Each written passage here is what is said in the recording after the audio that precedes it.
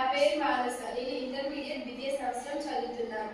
ప్రస్తుతం నేను సుస్థిర అభివృద్ధి, మానసిక ఆరోగ్యం, గాలి, ఇంగి, నేల, నీరు కాలుష్యం గురించి మాట్లాడాలనుకుంటున్నాను. ఇంతింతే పగిలింతే అన్నట్లు మన అవసరాల కోసం మొదలుపెట్టిన ప్రకృతి వనరుల వాడకం అత్యాశతో అధికంగా వాడుతున్నాం. ఇలా అత్యాశతో అధికంగా వాడడం వల్ల భవిష్యత్ తరాలకు ఏమీ మిగలక అంధకారంగా మారుతుంది. నాణానికి రెండు వైపులు ఉంటాయన్నట్టు మన సమగ్ర అభివృద్ధి వల్ల ఒకవైపు మన జీవన ప్రమాణాలను మెరుగుపరుస్తుంది, కానీ ఇంకోవైపు మాత్రం కాలుష్యానికి కారకంగా మారుతుంది. పచ్చదనం, ప్రగతి, పరిరక్షణ ఈ మూడు కలగలిస్తేనే నిజమైన సుస్థిర అభివృద్ధి. ఈ సుస్థిర అభివృద్ధి వలన గాలి, నింగి, నేల, నీరు అదేది కాలుష్యానికి అనర్హం అన్నట్లు ప్రతిదీ కాలుష్యంగా మారిపోయింది. ప్రస్తుత వాతావరణ పరిస్థితుల్లో వాయు కాలుష్యం గురించి మాట్లాడదలిస్తే ఒక్క మాటలో చెప్పాలంటే మన భవిష్యత్ తరాల వారు స్కూల్ బ్యాగ్ లాగా ఆక్సిజన్ సిలిండర్ని తగిలించుకొని తిరగాల్సిన పరిస్థితి దాదాపు చెరువులో ఉంది. ఢిల్లీ లాంటి మెట్రోపాలిటన్ సిటీలో మనం ఈ పరిస్థితులను చూడవచ్చు. అలాగే ఫ్యాక్టరీల నుంచి వెలువడే విషవాయువులు వాతావరణంలో కలిసి ఆమ్ల వర్షాలకు కారకాలుగా మారుతున్నాయి. దీన్ని అధిగమించాల్సిన ఆవశ్యకత తప్పక ఉంది.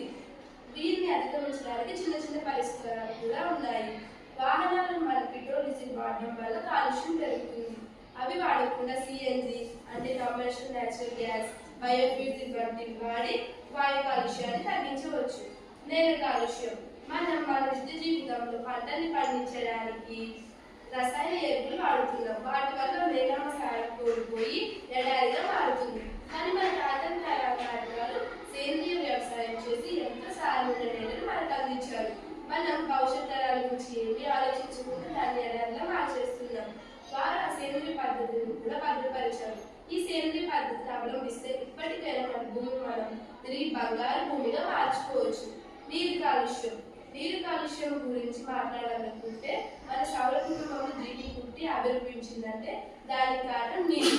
కానీ ఆ నీరు ఇప్పుడు కాలుష్య బారిన పడి ప్రమాద గంటికలు మోగిస్తున్నది. ప్రతి నీటి బొట్టు భవిష్యత్ తరానికి పెట్టుబడి. కానీ ఆ నీరు ఇంటి నుంచి వచ్చే మురికి నీటి నుండి, ఫ్యాక్టరీల నుండి వెలువడే రసాయన వ్యర్థాల వల్ల మొత్తం కాలుష్యంగా మారిపోతుంది. మానసిక ఆరోగ్యం మనిషి ఆనందంగా జీవించడానికి శారీరక ఆరోగ్యం ఎంత ముఖ్యమో మానసిక ఆరోగ్యం కూడా అంతే ముఖ్యం. మానసిక ఆరోగ్యాన్ని మంచి ప్రకృతికి మించినది ఏముంది? అలాగే వ్యాయామాలు చేయడం వల్ల కూడా మానసిక ఆరోగ్యాన్ని పెంపొందించుకోవచ్చు. అలాగే మంచి ప్రకృతి, కాలుష్యం లేని పరిసరాలు, ఆనందం, మంచి ప్రకృతి, కాలుష్యం లేని పరిసరాలు, ఇంతకు మించి ఏం కావాలి? కానీ మనం అభివృద్ధి చేయాలని అత్యాశకు పోయి ప్రకృతిని వినాశనం చేయడం తప్ప ఏం సాధిస్తున్నాము? మనం ప్రకృతి అభివృద్ధికి దోహదపడాలి, కానీ అభివృద్ధి అనే పేరుతో దానికి ముప్పు తేరాదు. ప్రపంచం మొత్తంలో అధిక సంఖ్యలో యువతీ యువకులున్న దేశం మన భారతదేశం. వారు ఏదైనా సాధించాలని ముందడు వేసి దాన్ని ఎవ్వరూ ఆపలేరు.